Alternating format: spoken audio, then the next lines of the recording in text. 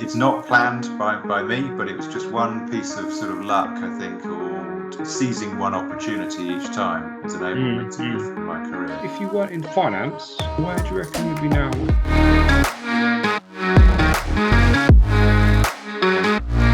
Hey, Jonathan, thank you so much for agreeing to take part in this, Jonathan. Really appreciate it. I think, as I mentioned to you before, people always want to know how to climb the ladder, how to become an FD, CFO. Hence why we're doing this, for you to kind of share some of your career and your wisdom, essentially. So if you wouldn't mind just introducing yourself and giving us a bit of a flavour and overview of your background, that'd be great. My name's Jonathan Pascoe, and until fairly recently, I was the finance director and CFO at a company called Whitelink, who operate off the south coast of Hampshire. We run ferries to the Isle of Wight and back. So I've been with them for 20 odd years, but at the moment I'm looking for my next role. And did you always want to become an accountant and get into finance, Jonathan? Probably not. No, I think it's just I think people are a little bit strange if they've had a lifelong ambition to be an accountant, sort of like being a spaceman or a spacewoman, is it? So I think how it happened really is gradually I took economics as an A-level, and that was the A-level that I liked the best out of the three. Carried that on at university, did an economics degree.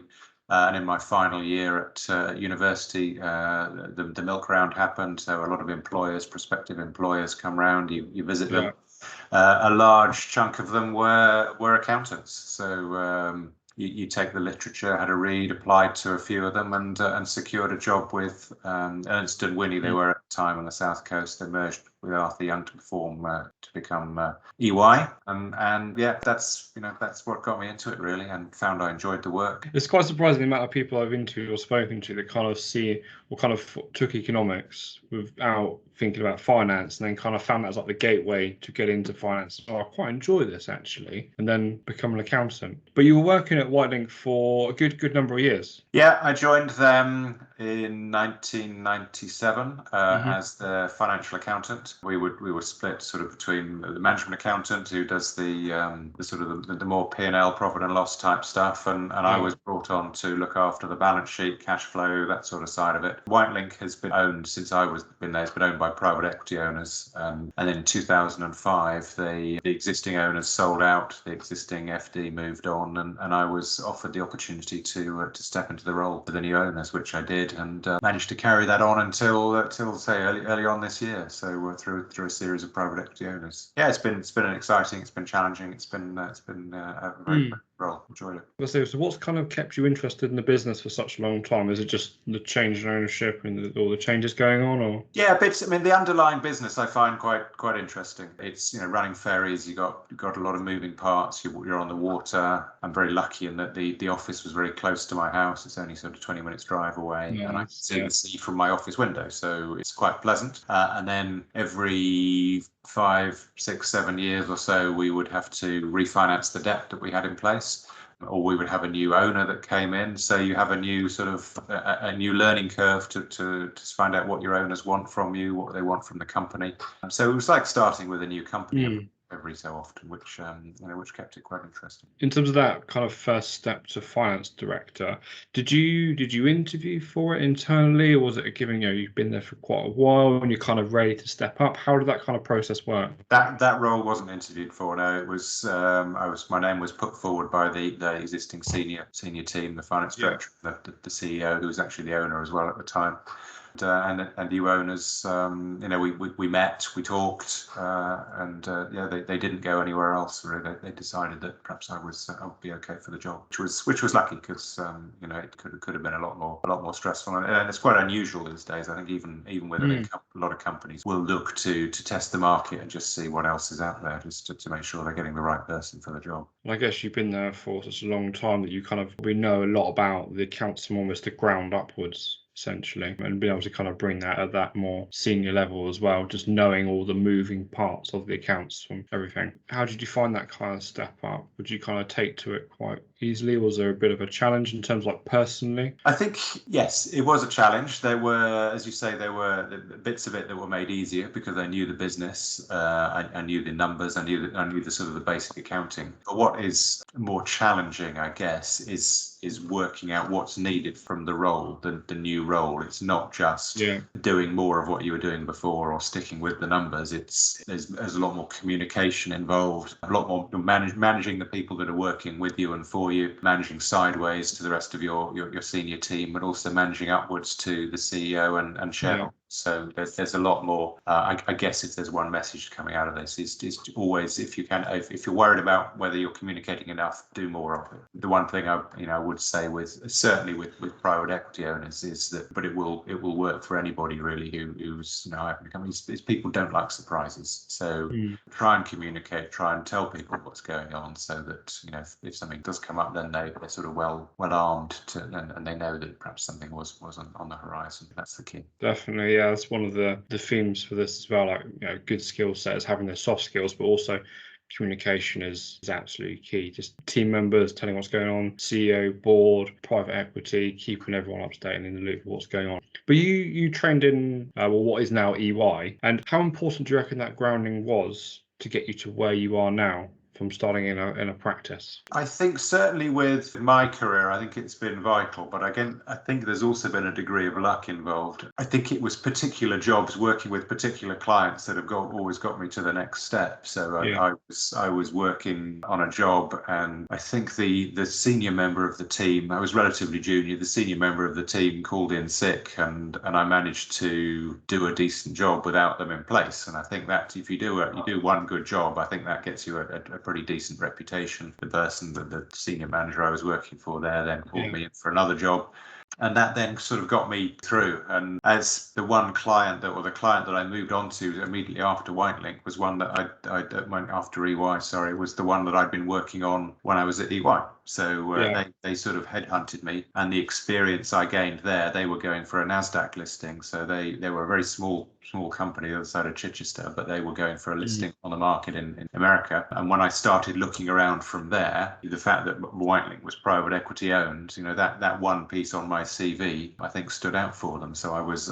able to get that role. So it's just that sort of, it's not planned by me, but it was just one piece of sort of luck, I think, or seizing one opportunity each time has enabled me to move in my career. So I guess the message is, clearly you've got to try and do a decent job all the time, but you never know which bit of the job is going to be key in securing the next stage of your career, really. I guess as well, you do make your own luck as well. You've done such a good job, that opportunity come up, and then the two just kind of literally fitted together, didn't they? But when you've been hiring in the past, do you hire based on qualification? Is that quite important to you? It depends what the role is. If I'm looking for a management accountant, a financial accountant, then certainly some level of qualification will get someone through the door and get them in front of you. But once they're in front of you, it really is about character and fit. And pretty quickly if someone sits down, you can tell if they're the sort of person that you think you're going to enjoy working with, if they will enjoy working with the rest of the team. And that's key. There's no point having someone who's the most qualified person in the world if they're not going to fit in with the youth within the company. So yes, it will get you through the door, but get you an interview probably if it's right for the role. It's not going to secure you the role finally. So would you say on that basis you hire more based upon attitude rather than experience? The experience on paper gets you through the door, but then in person. Yeah, the attitude is important, and also being able to ask other people that they've previously worked with, just to make sure that see what they've seen. Ideally, it's someone, if they've worked with someone else that through your network, then you can get a view, a third party view from them. But yes, it's definitely the attitude that will be key, because a lot of the times you can teach people the job, but you can't necessarily teach them how to behave, can you really? So. But then it depends on the role as well. If you're recruiting an entry-level role, the person's probably not going to have much experience, so you're looking more on attitude. But for something a bit more senior, you're going to be looking for that combination of both, really, aren't you? Yeah. If someone's earlier on in their career, it's going to be, a lot of it's going to be whether you like them or not, to be brutally honest. So it's not going to help someone getting on the ladder, because you can't really learn that, can you? Really, you can't learn whether you like someone or not. But it gives everybody an equal shot, really, and ultimately, I think that will benefit the guys and and girls going for the role, because you don't really want to work somewhere where you're not going to get on with your employer and the rest of the team. It might be disappointing at the time if you don't get the job, but yeah, getting a job and having to move on quickly because you don't like anybody also doesn't look great on your CV. Moving forward then, what's your plans next 3 to 5 years, Jonathan? Well, at the moment I'm looking for my next role, so hopefully that will come up sometime this year. Having worked for somewhere for 20 years, I don't envisage my next role taking another 20 years of my career. I don't think I've got another 20 years left, to be quite honest. So I think it's just sort of working out what I want to do, really. Is it a bit of interim work, sort of getting into companies, helping, giving them the benefit of my experience, potentially then moving on to something a bit more permanent, a bit more long term. But it's going to be the best will in the world. It's going to be another 5-10 years, and then probably being put out to pasture, I think. So. And what would you prefer? Would you prefer to move into something permanent, do you reckon, or do you reckon you prefer to go down that kind of interim contracting route, a bit more consultative? Either or, depends what comes up. Consultative, I think, would be great, but also I quite like the security of the permanent role if you get on with the team. As we say, if you can find somewhere that you like the people, that you can add some value, then yeah, absolutely happy to stay around for a bit and help out. But I also think it's incumbent on me at this stage in my career to perhaps help bring through my replacement, which is perhaps a bit more difficult in an interim role. So finding somewhere permanent where you can sort of nurture the team and bring them through, and then sort of make yourself redundant by upskilling the next level, I think would be very rewarding. So. And how would you how would you go about doing that? Bringing through that next person. Again, communication is key, isn't it? It's talking to people, finding out what their skills are, finding out what they want from their career. Mm-hmm. As we said in the previous question, you can teach people the skills, but it's have they got the right attitude to do it? So it's identifying the people that have got the attitudes that and helping them develop. Giving them the benefit of your experience. What would you say the main traits or main tips or advice that you'd give to someone? Obviously, I presume something around communication, but what would the other two kind of elements be for an aspiring finance director or CFO? Yeah, communication. I think you have to be honest. You're dealing with essentially people's money at the end of the day in finance, aren't you? Whether it's the business owner or the shareholders or the senior team. So honesty is key. Communication, as you say, and just I suppose a bit of a can-do attitude, really. You want someone who looks like they're enjoying it and they're willing to pick up the challenge. If someone keeps shrugging and saying don't fancy it, then you'll find someone else to do it. So it's just being a sort of bit of enthusiasm, I guess, really. The sense that someone is enjoying being there, I think is key. If you weren't in finance, where do you reckon you'd be now, and what do you reckon you'd be doing? Do you know, I have no idea. To be quite honest, my other A levels were French and maths. So, and I don't see myself being anything to do with my French, and I don't see myself being a mathematician. So, that doesn't sort of open any doors to me. I've also had the opportunity, as I said, I'm between roles, so I've had the opportunities to consider, have I got any burning desires to open an artisan barista, coffee shop, something like that, and I haven't. I just want to get back into finance, so I have no idea what life would have looked like. What about the guitar and the bike in the background, and I presume that's a Jimi Hendrix poster as well? That is, yeah. The posters are they're sort of commemorative posters on the 40th anniversary of the Isle of Wight Festival. So that was one of the benefits of working for Whitelink, is that you get to go to the Isle of Wight Festival every year. Awesome. It was good, although not to see Hendrix. I'm not quite that old.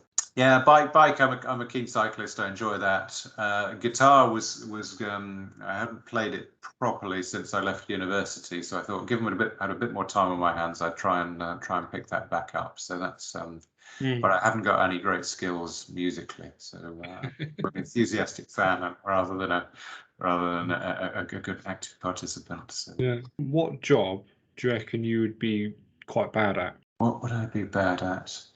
I suppose I don't particularly like being told what to do. So I think I have done that. One of my first jobs, I should say, was working in on the tills at Sainsbury's, which is fine, given that you get to meet customers and people, which is good. Yeah. But there's an element of it that you're sort of ordered about quite a bit. So that's not an enjoyable aspect. But I prefer it if you were able to make your own destiny a little bit more. And so maybe not like the army or the navy then as well.